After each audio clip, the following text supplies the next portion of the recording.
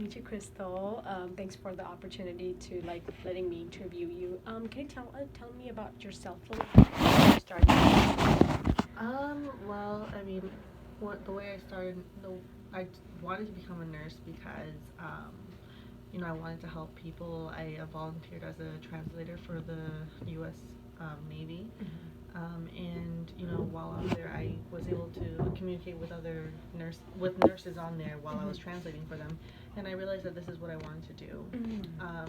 And so I went through nursing school, and as I was doing nursing, I realized I'm not a bedside nurse. Okay. So, I wanted something with a little bit more freedom, where I had, you know, more say on I had more autonomy, I guess. And so that's why I chose this field.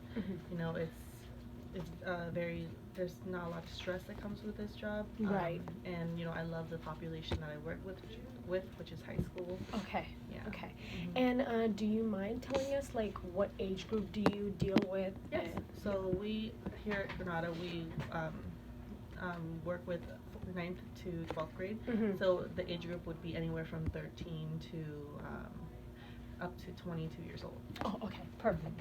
And what is the biggest health issue do you see in them? Asthma is a very big one. Asthma, okay. Yes, that's a chronic one that is very big. Type 1 diabetes is also, we have a lot of those. Allergies. Allergies, okay. Those are the main three. The main three one that you deal with, Yes. okay.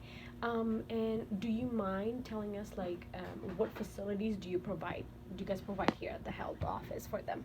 What do you mean by Like facilities like any health education or anything particular? We provide backup education. Backup Usually education, by okay. the time they come here, students would have been diagnosed with asthma. They're in ninth grade when they come here. Right. So most of the time, asthma is something they've had their entire life. Right. Allergies is something they've had their entire life. Okay. Only type 1 diabetes do some students experience when they hit high school. And we provide them with further education once their doctor does the initial education once they're diagnosed. Right. Yeah, so I mean here for diabetics we monitor them if their doctors write a prescription for them to get their insulin checked. I mean, sorry, their blood sugar checked, and then if they're independent or if they are what's the word? I guess monitored. Monitored. Yeah. Okay. So if they're monitored, we just watch them. That's the good thing with the high school population is that they can pretty much do things for themselves. Okay. We just kind of watch over them to make sure that they're doing it correctly. Oh, okay, perfect. And also, do you see any like, because in our class we studied about like, diabetes, not diabetes, I apologize, but obesity. Do you see that a lot in the high school population too? Definitely, especially when we do IEPs, Right. which is individualized education Right, plans. right. We check their height and their weight. We no longer really go by just the BMI though. BMI is exactly. Because there's been studies that it's not really valid. And so definitely obesity is a big issue. Anywhere. Anywhere, okay. Yeah. And so, every single time we come across somebody that we feel needs to be educated on that, we do provide them with verbal education as well as some reading materials for them to read. If it's something that we're truly concerned about, we definitely also bring it up to their parents, you know what I mean? When it comes to things like high blood pressure, high cholesterol, things like that. Okay, perfect. And also, tell me a little bit about what you like about your job and when you have the times where, it's like, oh my gosh, it's so much frustration. The most frustrating thing is just, I would say, at the beginning of the school year, there's just, lots going on, new students. We have to do, not only, tend to our student population, but we also have to do a lot of paperwork. Paperwork, okay. So we have to make sure that their vaccination's up to date. Right. We have to make sure that they're getting, we do screenings for hearing, but we also do vision here as well, as a courtesy. Okay. And we also clear physicals. Okay. So if a student wants to try out for sports, they have to clear it with that. They have to take it to their doctor, and their doctor fills up the form, and then we like see it and we clear it, and then they can participate. And so at the beginning of the school year, all that comes in all at once, and so it can be a little bit overwhelming.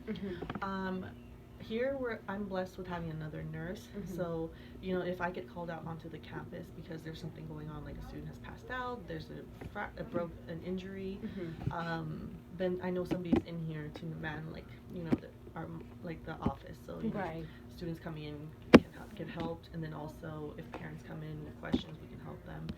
So I guess for the most part, I love my job. You do love your job. That's good. Yeah, I tell my friends all the time. And I love, like I said earlier, I love the fact that I have a lot of autonomy here. At this school specifically, our administrators back us up, and so we have a lot of support. You know what I mean? Good. That's a very big deal. And this is not the case with all schools. But also, you know, we can freely purchase supplies for the health office without very little out-of-pocket costs. Oh, that's great. Yeah. So pretty much it's like this school is kind of like support. Yeah. All the you know, the people support each other. Exactly. So that's like really good. The school really cares about their students' well-being, especially because the school is actually one of the top schools in the country. Obviously, yeah. And so, you know, with academic being so, I guess, highly prized here, there's a lot of stress. There's a lot of stress too, exactly. And so not only, you know, we don't necessarily deal too much with like the mental illness side, because we do have a school social worker, and they're counselors who. Excuse me, just 1 second. Yes. This girl wants to know if she can do detention. I said it's up to you because you're going to be here. How many hours are you trying to do? She has 1 hour. Okay, can you have her sign in for me? Yeah. Thank you. All right. What was I saying? So like more about like, you know. Oh yes, we have a school social worker that handles the mental illness side. So we're here just to do the physical like health problems and the vaccinations and things, paperwork. I also love that I work Monday to Friday. Ooh, nice.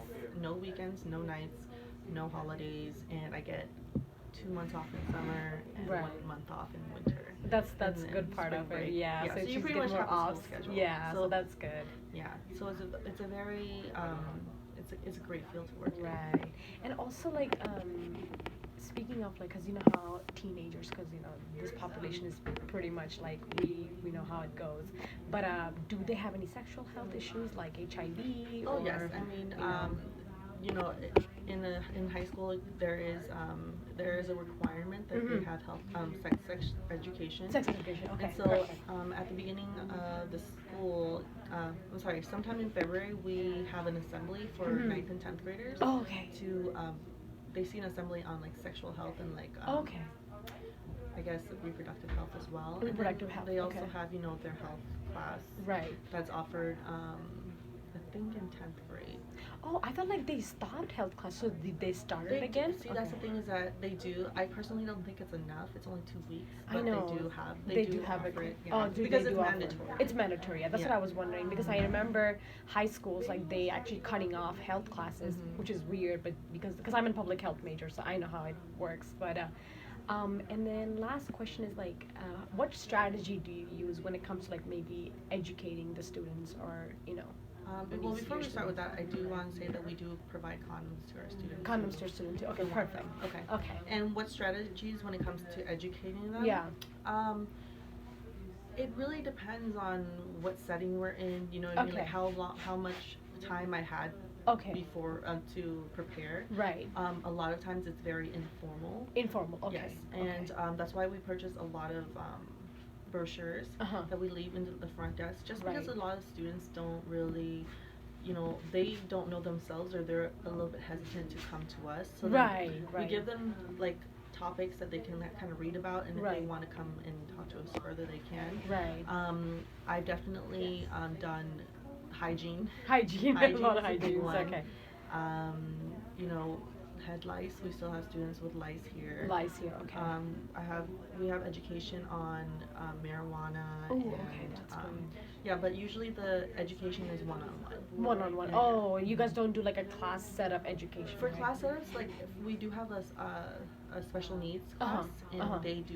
we'll do like a hygiene one. So we'll do like a PowerPoint. Right. You know, obviously cater to their level. Their level. Okay. And then we also provide visual aid. So, Right. let's see. There's like a what's it called?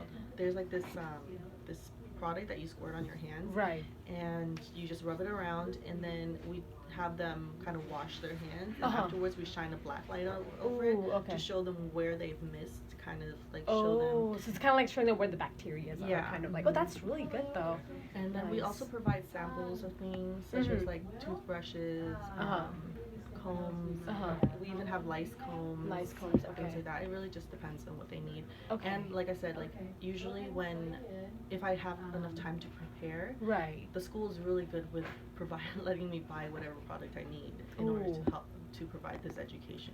Okay. Because they truly do think, like they do value, you know, not just like academic, but other knowledge. Other knowledge too. That's amazing because I mean I graduated here like 6 years ago. This seems like things have changed a lot. I mean, so. when I was in high school, I did not go to my Me- health office at all. me so neither. I didn't know what they provided. I you know. What I know. mean? Definitely, I feel like we could be a bigger voice here. You know what I mean? Mhm. I guess not enough students here know what we provided in the Oh, health exactly. office, yeah. As long as you guys just there to like kind of like reach out to them, Yeah. that's more important. And also like I'm just gonna wrap up really quick.